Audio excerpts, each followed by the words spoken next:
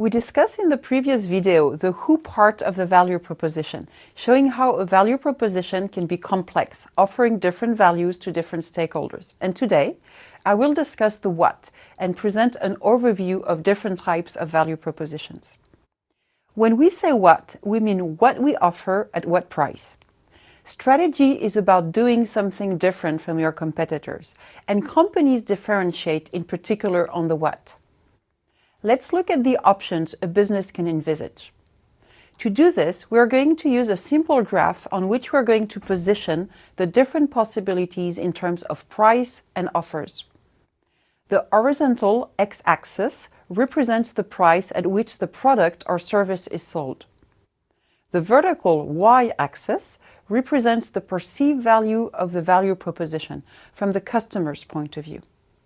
First, there is a large zone in which we will find no value proposition because the price is not attractive enough in relation to the perceived value of the offer.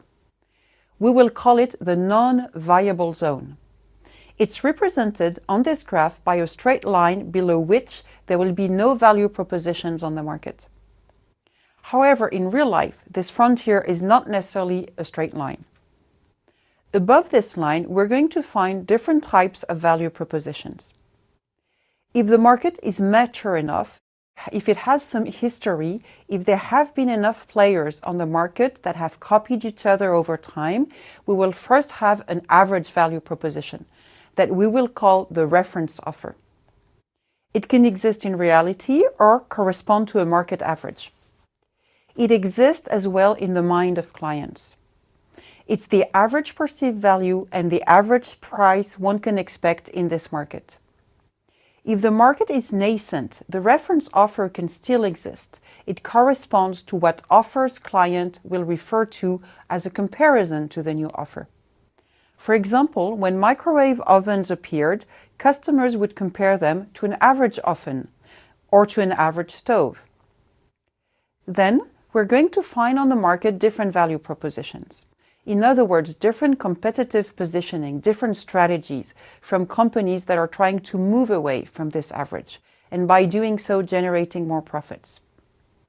First of all, let's look at value propositions that offer more perceived value for a higher price. They are called high-end differentiation. More perceived value can come from many things: more functionalities, more convenience, more design, more emotion in what we offer.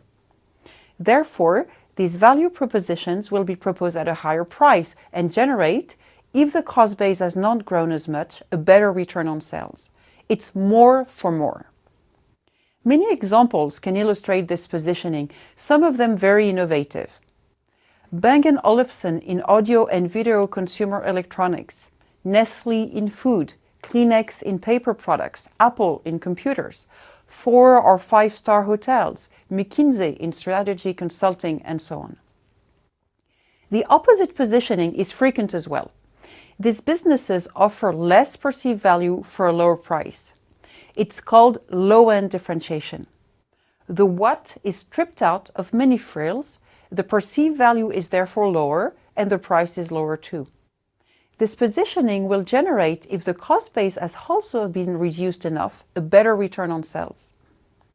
This strategy is also called a low-cost strategy, as it requires to lower the cost base of the company very significantly to be successful.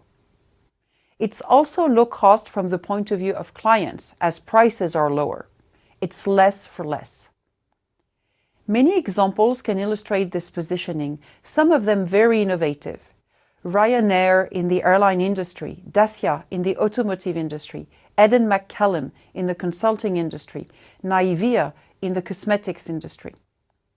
These two positioning are sometimes called generic strategies.